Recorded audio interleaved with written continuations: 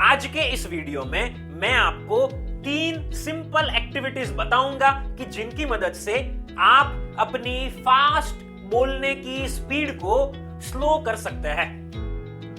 सबसे पहले तो मैं आपको बताना चाहूंगा कि इससे पहले भी मैंने फास्ट स्पीड को स्लो करने के लिए बहुत सारी वीडियोस अपलोड की हुई है।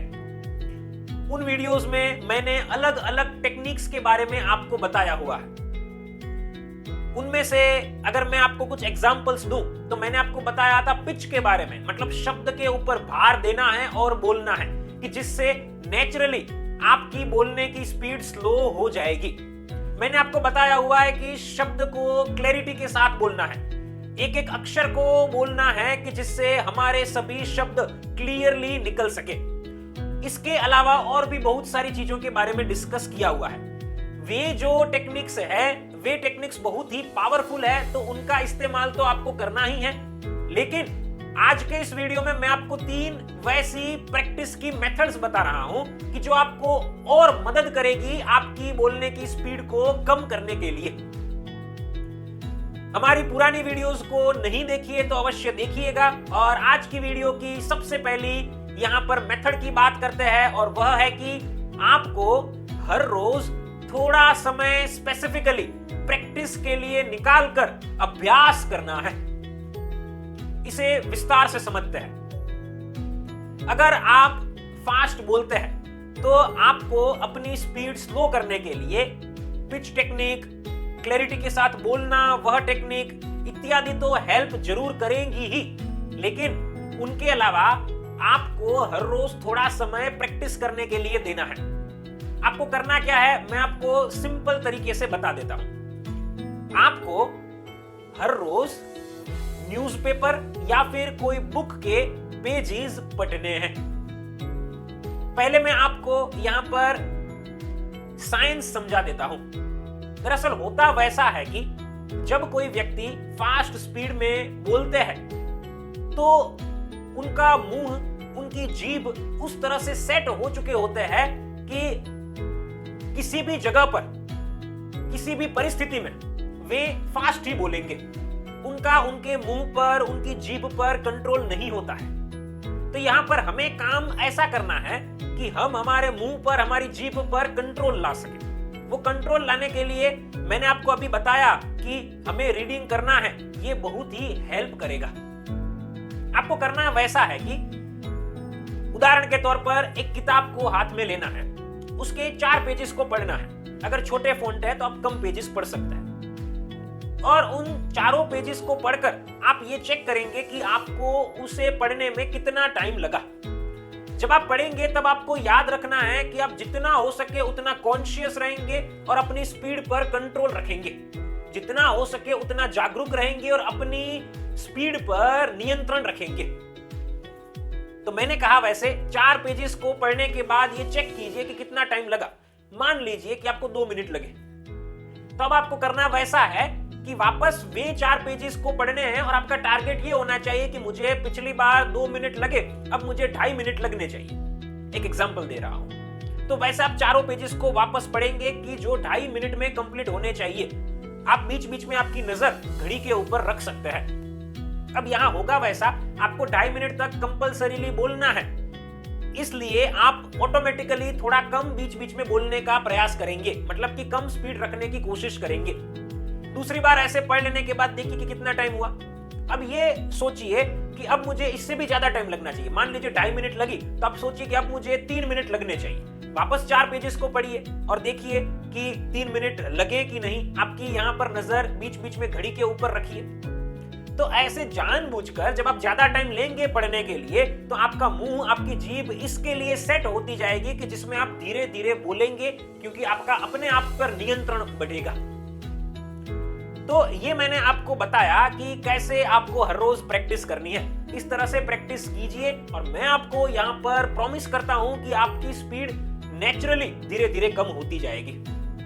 अब हम आगे बढ़ते हैं और जानते हैं दूसरी एक्टिविटी के बारे में कि जो आप कर सकते हैं अपनी बोलने की स्पीड को कम करने के लिए, और वह है कि हमें हमारे दैनिक जीवन में सब कुछ बोलकर लिखना है, बोलकर पढ़ना है और बोलकर ही सोचना है। आप कहेंगे ये क्या है? मैं आपको समझाता हूं, क्योंकि इसे मैं खुद भी फॉलो करता हूं रेगुलरली। देखिए, ये जो मैं आपको तकनीक बता रहा हूं, ये तकनीक सिर्फ उन लोगों के लिए ही नहीं है कि जो फास्ट बोलते हैं, सभी के लिए है। आप अपनी रूटीन लाइफ में जब किसी और के साथ बात कर रहे होंगे तो सामान्य तौर पर ऐसा होता है कि नियंत्रण हमारा अपने आप पर नहीं होता है, क्योंकि हम अन्य चीजों के बारे में भी सोच रहे होते हैं। लेकिन जब आप अकेले हैं या फिर अपने आप के साथ बात कर रहे हैं तो उस वक्त किसी भी तरह की नर्वसनेस नहीं होती है, इसलिए नियंत्रण रखना संभव है। मैं आपको यह कहना चाहता हूं कि रेगुलर लाइफ में आप बहुत कुछ लिखते होंगे, लिखने में टाइपिंग भी आ गया मोबाइल या लैपटॉप में, बहुत कुछ पढ़ते होंगे मोबाइल में भी या किताब या न्यूज़पेपर, और बहुत कुछ सोचते भी होंगे। हम सब लोग रेगुलरली बहुत कुछ सोचते ही है। तो आप ये जो भी कर रहे हैं आपको बोल कर करना है। आप कुछ लिख रहे हैं तो बोलते हुए लिखिए, पढ़ रहे हैं तो बोलते हुए पढ़िए, सोच रहे हैं तो बोलते हुए सोचिए। आप अकेले हैं इसलिए आपको किसी भी तरह का हेजिटेशन भी नहीं होगा। अब आप में से कोई मुझे कहेगा कि सर, मैं अगर बोलूंगा और मेरे आसपास वाले सुन लेंगे तो मुझे पागल तो नहीं कहेंगे? तो अगर कोई आसपास नजदीक में है तो आप थोड़ा सा स्लोली बोलिए, मतलब कि आपकी वॉल्यूम को आप कम रखिए। ठीक है, तो आप कम वॉल्यूम में भी बोल सकते हैं। अब इससे होता क्या है? होता ऐसा है कि हमें खुद के साथ ही ये सब कुछ करना होता है, इसलिए कॉन्शियस रहना संभव है, जागरूक रहना संभव है। अब हम जागरूक रहेंगे तब हम अच्छा बोल पाएंगे। आप कभी भी इसे नोटिस कीजिएगा, जब आप कॉन्शियसली फॉलो करेंगे तो आप बेहतर बोल पाएंगे, लेकिन कॉन्शियस रहना ही कठिन है। तो आप इस तरह से लिखते समय, पढ़ते समय, सोचते समय, बोलते हुए ये सब करेंगे तो कॉन्शियसली कर पाएंगे, और वापस यहां पर भी नेचुरली आपकी स्पीड आप कम होती हुई देख पाएंगे। तो ये मेरी तरफ से आपके लिए दूसरी सलाह है। अब जानते हैं तीसरी और आखिरी एक्टिविटी के बारे में, कि जो भी आपको मदद कर सकती है आपकी स्पीड को कम करने के लिए, कर सकती है नहीं लेकिन करेगी ही, वह है कि आप हर हफ्ते एक वीडियो बनाइए और उसे लोगों के साथ शेयर कीजिए। आप कहेंगे, अरे सर, मैं धीमा बोल ही नहीं पा रहा हूं, मतलब स्लोली बोल ही नहीं पा रहा हूं, तो क्या वीडियो बनाकर लोगों के साथ शेयर करूं? लोग तो मेरा मजाक उड़ाएंगे। सुनिए क्या करना है आपको। देखिए, सबसे पहले तो मैं आपको प्रोसेस बता देता हूं, बाद में साइंस को समझेंगे।